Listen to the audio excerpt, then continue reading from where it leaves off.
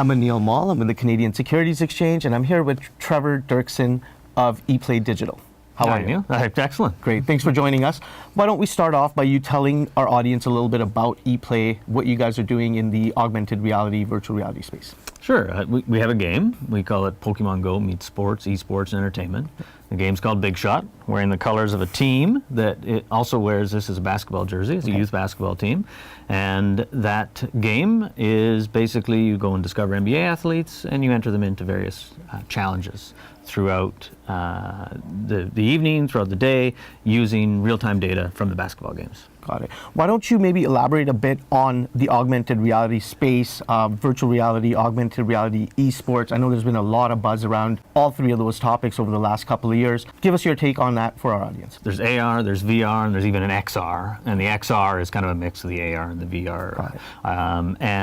So VR is 360-degree video. You step into a space. It relies on a lot of equipment. You need a headset to really experience that. And we don't quite have the penetration of headsets. AR can use a headset, or it can also just take place on your mobile phone. You hold your mobile phone up, you see an object in your backyard, in your office, your home, whatever, and that we can do today, and we can do that on the billion-plus smartphones that are out there. So we're sort of ready for AR, and we're getting ready for VR. Got it. Now, I know there's been like I mentioned earlier, there's been a ton of buzz around this space. Where do you see it evolving in the next, let's say, 2 years or so? Yeah, so smartphone AR, pretty new. We've only been able to do it for about a year. Okay. You see some big examples in IKEA. Just this week, an eyeglass company allowed you to kind of see how you look in that pair of eyeglasses you've been wishing for. It just automatically puts them on your face. Snapchat's been doing it, filters and stuff on your face, on your selfies. So lots of good examples of AR. Let's call that Gen 1, kind of simple AR. Now we'll be able to do immersive experiences. We'll be able to interact with those objects and experience them. So in the Big Shot game, you meet an NBA player. Surprise, surprise, he's taller than you. He's in your living room, your backyard, your office, your school, wherever it is on the map that you've discovered him. And now you can imply gestures on him, so he'll smile, he'll wince, he'll do different things, and he'll take a selfie with you as well. Got it. And so you take that selfie, and now we add filters on top of that AR moment, so that whether you're on the beach or at home, you can experience all of that part of the Big Shot app in augmented reality. Speaking about Big Shot, I know you guys have a lot of plans around that project. And we did talk about it a little bit. I've seen your news that's come out earlier this year talking about Big Shot. Why don't we maybe talk about what you guys have coming up with it in the next little while? So one of the things I think about is all companies need an unfair advantage. If they don't have an unfair advantage, they might not be investable. They might take longer to get to where they need to get. So as a technology company, we have a built-in unfair advantage in technology.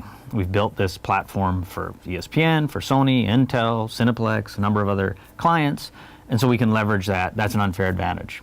So now I build an app and I put it in the market. Well, you need a marketing unfair advantage as well. And so, got the technology. How do we get that marketing unfair advantage? We got to get people to download the game. And so when we were working with ESPN or for Intel, ESPN or Intel just took care of that. They barked about their app that we built them on TV every day. That's easy for me. I don't have to do anything. Now we have to do something. So what's our unfair marketing advantage?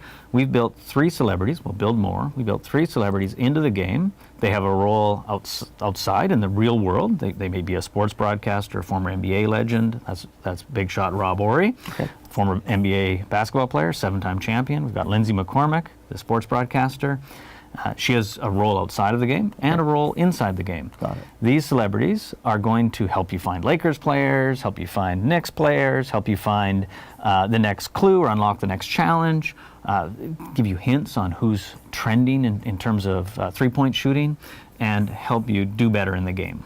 So starting with Big Shot, there's obviously plans to go into other sports as well. Yeah, so where we are right now is we've got to take advantage of our unfair advantages, technology, the marketing advantage, those celebrities we built into the game, and launch the game proper. We've released it as a beta, and we've been testing it with audiences and their siblings and their families, and anybody who wants to download it can download it. It's available in the App Store, and now we have to properly launch it. So we'll launch it in Los Angeles, taking advantage of our unfair marketing advantages built into this market with those celebrities and some other partners. And then we'll basically take it on tour. Now, I know we're here and we've talked a little bit about augmented reality. You're partnered up with an augmented reality studio where we're at today. Why don't you maybe tell us a little bit about 8i? Yeah, so the CEO of 8i and I met at a conference in San Francisco a couple of months ago, and we're both in the AR space. And we know that augmented reality on mobile is here and now, and there's so many great things we can do with it. And our job is to demonstrate that to as many people as we can. So what 8i and ePlay are going to do together is, among others, is we're going to go on that tour together, and we're going to use a small version of a set like this one that we're standing in right now, a portable version, and capture volumetrically a body. And Hayes will call in, and here's in a second, as the CEO of 8i. I'm going to have him explain that a little bit better. So what we're going to do is on that tour, anybody who shows up can do a body scan, a volumetric scan of their body. They can do gestures, they can say things, they can dance, they can cheer for World Cup 2022, whatever they want to cheer for, and they will be entered. They can then upload that avatar that they've just created for themselves into the game, and they'll have this unique look. Why is it unique? Because they showed up at one of our events and they got this body scan done, and now their presence in the game is different than anybody else's. Well, the other people that showed up, and hopefully we'll be able to get those to show up at the Cincinnati event or the New York or Toronto event or whatever. It's going to make for an exciting user experience for you guys.